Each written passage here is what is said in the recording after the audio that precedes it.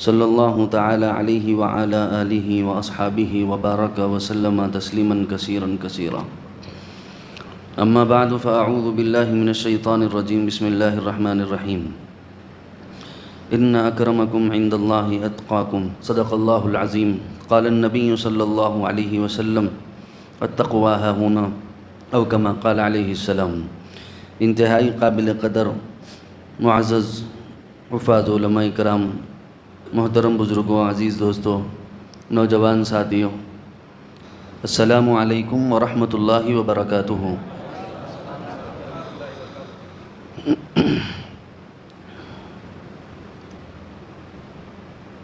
قرآن پاک کی ایک آیت مبارکہ کا کچھ حصہ اور حدیث مبارکہ کا کچھ حصہ آپ حضرات کو سنایا گیا۔ اس آیت مبارکہ میں اللہ تبارک و تعالیٰ نے اپنے بندوں کو خطاب کرتے ہوئے فرمایا کہ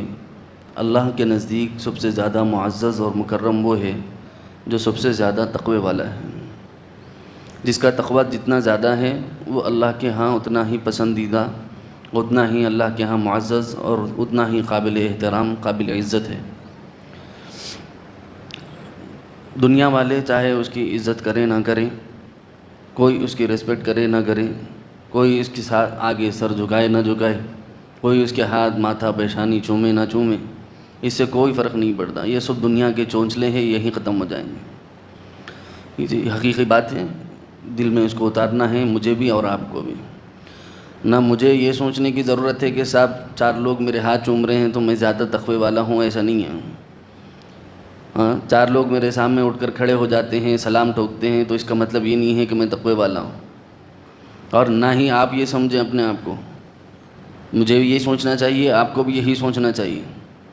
اللہ تبارک و تعالیٰ کے ہاں معزز اور مکرم وہ ہے، نبی رحمت صلی اللہ علیہ وسلم نے فرمایا تقوی ہاہنا، یہاں سے سیدھا رہنا۔ یہاں سے سیدھا نہیں ہے، آپ بظاہر کتنے ہی معاشرے کے بڑے کردار کیوں نہ ہوں، معاشرے میں آپ کی عزت اور واہ واہی کیوں نہ ہو، معاشرے میں لوگ آپ کے ہاتھ اور پیشانی کیوں نہ چومتے ہوں،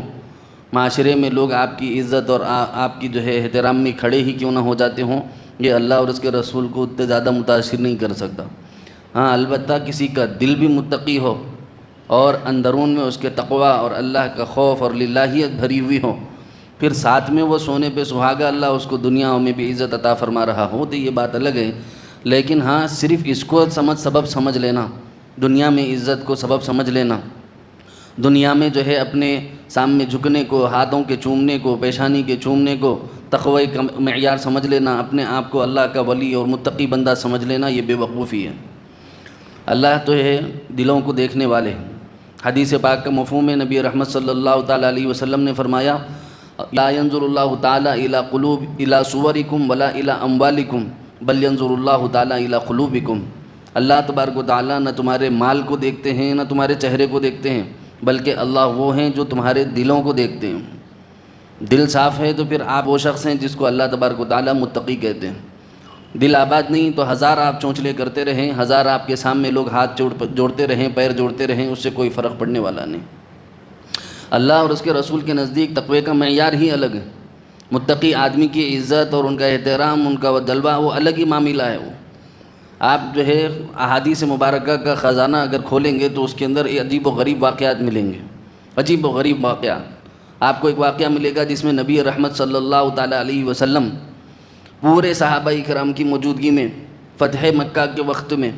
پورے صحابہ کرام کی موجودگی میں فتح مکہ کے وقت میں، جبکہ ابو بکر بھی موجود، عمر بھی موجود، عثمان بھی موجود، علی بھی موجود رضی اللہ عنہم اجمعین، یہ لوگ بھی واقعی قابل احترام، قابل عزت۔ لیکن آپ یہ بات دیکھیے، عجیب معاملہ ہے کہ اذان کا موقع آیا تو حضرت نبی رحمت صلی اللہ تعالیٰ علیہ وسلم نے حبشہ سے آنے والے غلام حضرت بلال رضی اللہ عنہ کو،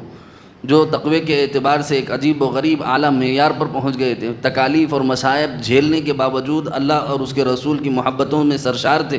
اللہ اور اس کے رسول کی محبتوں میں ڈوبے ہوئے تھے، تمام صحابہ اکرام کی موجودگی میں رسول اللہ صلی اللہ علیہ وسلم نے ان کو اوج ثریہ پر پہنچا دیا، اوج کمال پر پہنچا دیا، اور سبھی صحابہ اکرام کے سامنے کعبۃ اللہ کی دیوار پر کھڑا کر کے بتایا کہ اللہ رسول کی نظر میں جس کی عزت ہے، چاہے دنیا میں وہ غلامی کی حیثیت سے جیتا رہا ہو، چاہے لوگوں کے لیے حبشی ہو، چاہے لوگوں کے لیے پستہ قامت والا ہو، چاہے لوگوں کے لیے جو ہے عزت و احترام کے لائق نہ ہو، لیکن اللہ رسول کے نزدیک عزت اور احترام کے لائق ہے۔ تمام صحابہ کرام کی موجودگی میں رسول اللہ صلی اللہ تعالیٰ علیہ وسلم نے ان کو کعبے کی دیوار پر چڑھا دیا۔ سبحان اللہ العظیم، کیسا عجیب و غریب واقعہ۔ حالانکہ ہوتا، علی داماد ہونے والے ہیں، ان کا احترام کر دیتے، حضرت ابو بکر صدیق رضی اللہ عنہ سے یاری نبھا لیتے، حضرت عمر رضی اللہ عنہ کے ساتھ یقیناً ان سے محبتیں بھی تھیں، ان کا تقویٰ بھی تھا، ان کا خلوص بھی تھا، ان کی للہیت بھی تھی، ان کا تعلق بھی تھا، لیکن کچھ چیزوں کو اللہ تبارک و تعالیٰ فوقیت عطا فرما دیتے ہیں۔ صدیقیت میں اللہ نے حضرت ابو بکر صدیق رضی اللہ عنہ کو فوقیت عطا فرما دی، فاروقیت میں اللہ نے حضرت عمر فاروق رضی اللہ عنہ کو فوقیت عطا فرما دی، اور ذی النورین میں حضرت عثمان غنی کو آگے فرما دیا، اور شیر خدا بنانے میں حضرت علی کو آگے فرما دیا، اور جب معراج اونچی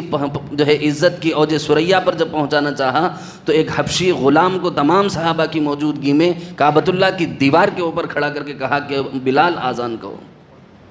یہ معمولی بات نہیں ہے، میرے آپ کے لیے ہو سکتا ہے معمولی بات ہو، کیونکہ ہم لوگ دنیاوی نظروں کے اعتبار سے دیکھتے ہیں، جس سے اپنے کو کام ہوتا ہے اس کو جو ہے اونچا مقام عطا کر دیا جاتا ہے۔ یہ دنیا کے لوگوں کے چونچلے ہیں، لیکن اللہ رسول کے نزدیک ایسا نہیں۔ اللہ رسول جس کو جہاں جو عزت دینا ہے وہ برابر عطا فرما دیتے ہیں۔